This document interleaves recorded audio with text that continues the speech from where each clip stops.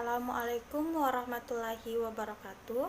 Sebelumnya perkenalkan, nama saya Ramadana dengan NIM 19143092 dari Program Studi Pendidikan Biologi Angkatan 2019, dan sekarang sudah semester 5. Nah, adapun tujuan dari pembuatan video saya kali ini yakni untuk memenuhi tugas saya pada mata kuliah morfologi tumbuhan, yang dimana merupakan tugas kedua yang diampu oleh Ibu dosen Maretik SP MSI. Nah, adapun di sini saya akan membahas mengenai klasifikasi batang. Jadi, langsung saja.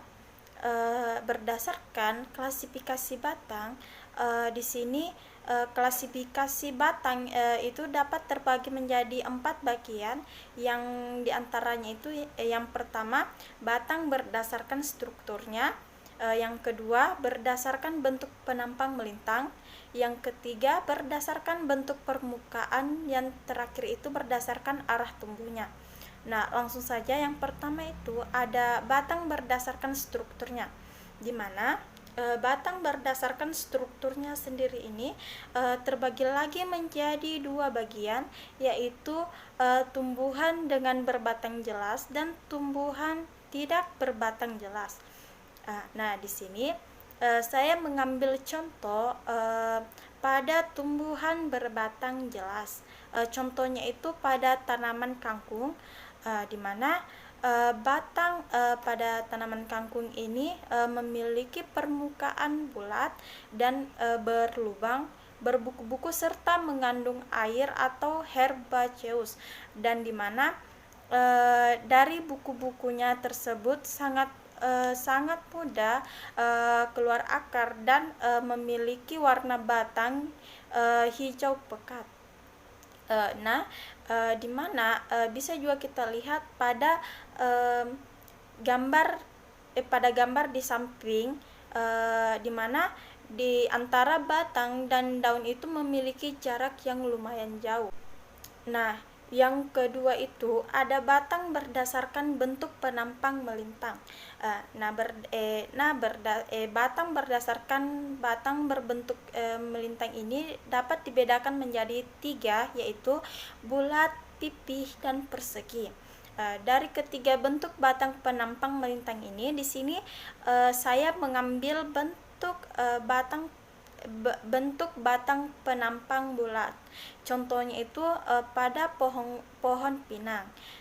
Bentuk pada batang pinang ini bulat dan lurus dengan ketinggian antara 20 sampai 30 meter dan berdiameter antara 25 sampai 30 cm, dan di mana batang pada pinang ini memiliki ruas-ruas bekas daun atau monodus yang jelas dengan jarak berkisaran antara 15 sampai 20 cm setiap rusuknya, dan dapat kita lihat pada gambar di samping ini. Dan yang ketiga itu ada batang berdasarkan bentuk permukaannya. Di sini batang berdasarkan bentuk permukaannya itu merupakan bagian terluar pada batang tersebut, yang dimana menutupi keseluruhan permukaannya.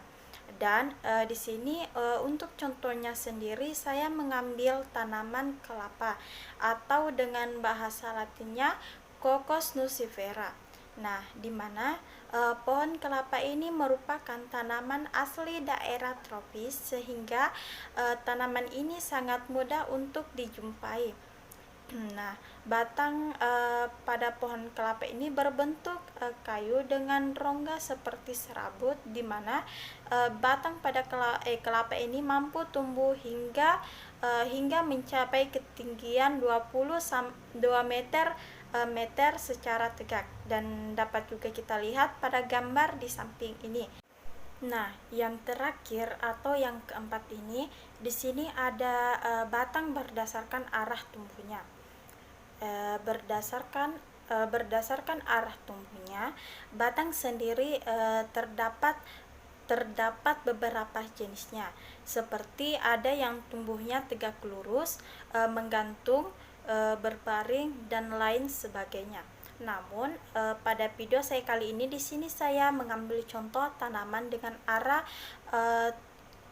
arah tumbuhnya menggantung.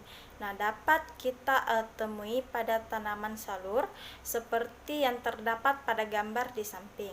Uh, Nah, mungkin hanya itu yang dapat saya jelaskan pada video saya kali ini. Lebih dan kurangnya mohon dimaafkan. Wabillahi taufiq wal hidayah. Wassalamualaikum warahmatullahi wabarakatuh.